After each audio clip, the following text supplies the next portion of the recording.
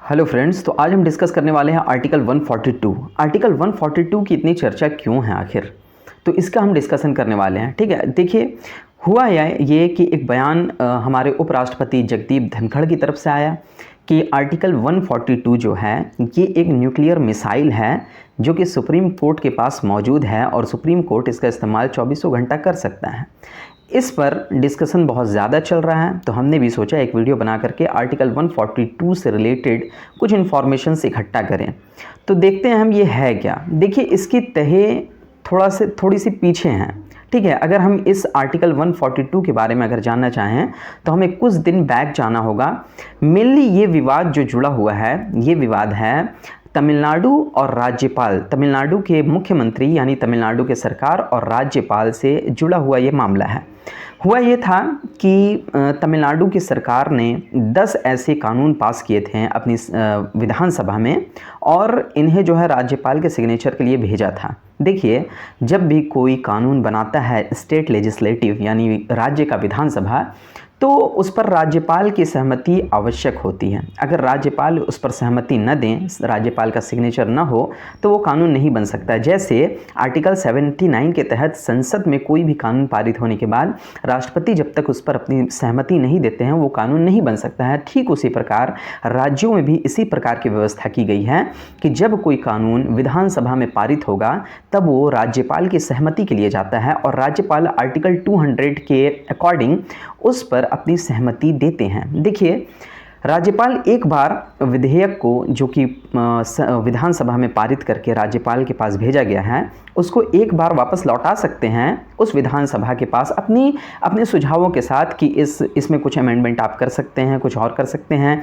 लेकिन जब दोबारा विधानसभा उस बिल को या तो कुछ संशोधन के साथ या फिर उसी रूप में पारित कर दे तो राज्यपाल अमूमन उस पर अपनी सहमति देते हैं। उन्हें वीटो का कोई पावर नहीं होता है। लेकिन राज्यपाल अपनी सहमति इन 10 विधेयक पर नहीं दे रहे थे जो कि तमिलनाडु की लेजिस्लेटिव असेंबली ने पारित करके उनके पास स्वीकृति के लिए भेजी थी।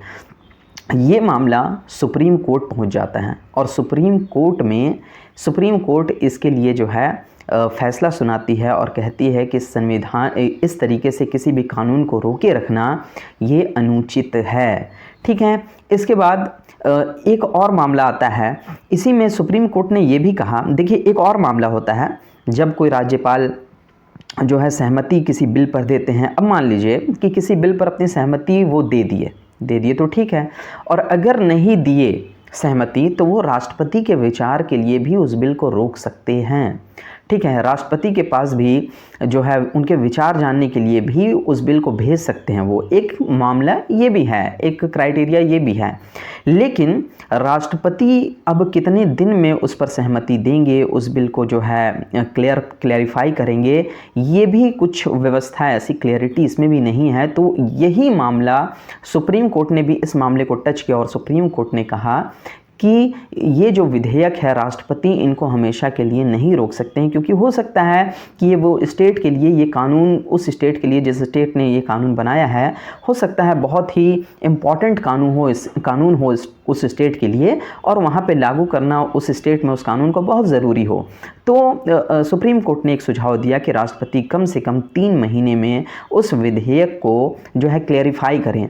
देखिए, यही एक मामला था जिसको जगदीप धनखड़ साहब ने क्या कहा कि न्यायपालिका जो है, सुप्रीम कोर्ट जो है, ये राष्ट्रपति को आदेश दे रहे हैं कि आप जो है इसको इतने दिन में क्लैरिफाई करें, यानी डेडलाइन तय करें। तो देखिए 142 क्या है। 142 ये है कि 142 सर्वोच्च न्यायालय को, सुप्रीम कोर्ट को एक अधिकार देती है जो कि बहुत ही महत्वपूर्ण है।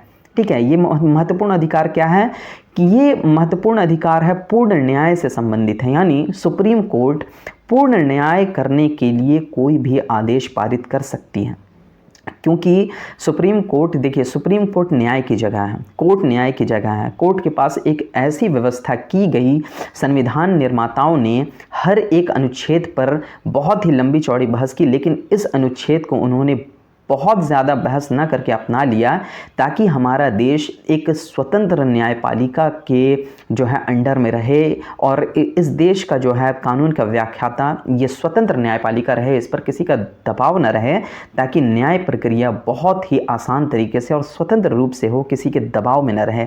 लेकिन आर्टिकल 142 को न्यूक्लियर वेपन, जगदीप धनखड़ जी ने कहा कि ये सर्वोच्च न्यायालय के पास एक न्यूक्लियर वेपन है। ठीक है, अब इस पर विवाद थोड़ा सा और हुआ। कपिल सिब्बल जो कि सुप्रीम कोर्ट में बार काउंसिल के अध्यक्ष हैं, मौजूदा राज्यसभा सांसद हैं, उन्होंने इस पर प्रतिक्रिया दी उपराष्ट्रपति जगदीप धनखड़ के बयान पर कि सुप्रीम कोर्ट जब आपके मुताबिक, सरकार के मुताबिक फ़ैसले करती है तब तो आपको बहुत अच्छे लगते हैं, लेकिन जब वो सरकार के ख़िलाफ़ कोई फ़ैसला दे देती है तो आपको बहुत तकलीफ़ हो जाती है और आप इस तरह के बयान देने लगते हैं। देखिए, कपिल सिब्बल जी का ये बयान था। तो आर्टिकल 142 बेसिकली क्या है कि पूर्ण न्याय, यानी पूरी तरीके से एक न्याय किया जा सके किसी भी मामले में, इसके लेकर के सुप्रीम कोर्ट कोई भी आदेश पारित कर सकती है और ये सुप्रीम कोर्ट के पास एक बहुत ही महत्वपूर्ण अधिकार है। देखिए, इसकी जो तहें हमने देख ली, ठीक है, कि बैकग्राउंड तमिलनाडु सरकार से रिलेटेड है। राष्ट्रपति को भी जो है सुप्रीम कोर्ट ने एक डेडलाइन इसमें जारी करने के लिए कहा, ठीक है, कि कम से कम 3 महीने में आप उस पर सहमति दे दें।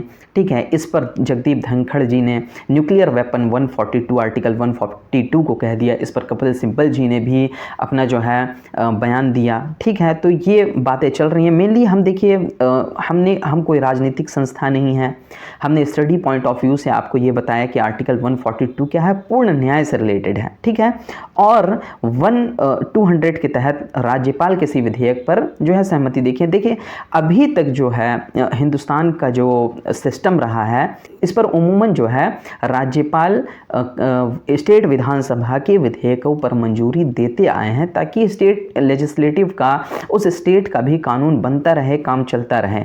ठीक है, लेकिन जब अनुचित रूप से 10 विधेयकों को राज्यपाल ने राष्ट्रपति के लिए रिजर्व किया, तब सुप्रीम कोर्ट को इसमें हस्तक्षेप करना पड़ा। नेक्स्ट वीडियो में हम न्यायिक सक्रियता के बारे में भी पढ़ेंगे कि जब कार्यपालिका अपना काम सुचारू रूप से नहीं करती है तो न्यायपालिका स्वयं हस्तक्षेप करके उस काम को करने का आदेश देती है। देखिए, अगर मेरी विचार इसमें आप जानें तो इसमें मैं ये कहूँगा कि एक स्वतंत्र न्यायपालिका किसी भी देश के लिए बहुत ही आवश्यक है। ये स्वतंत्र न्यायपालिका का प्रावधान हमने अमेरिकी कॉन्स्टिट्यूशन से लिया है कि भारत में भी एक स्वतंत्र न्यायपालिका और स्वच्छंद न्यायपालिका होगी जो किसी भी दबाव से परे होगी। इसलिए आर्टिकल 142, जब संविधान निर्माताओं ने इस पर कोई कमेंट नहीं किया तो फिर हम आप कौन होते हैं कमेंट करने वाले। सर्वोच्च न्यायालय को ये महत्वपूर्ण अधिकार प्राप्त होना ही चाहिए। Thank you.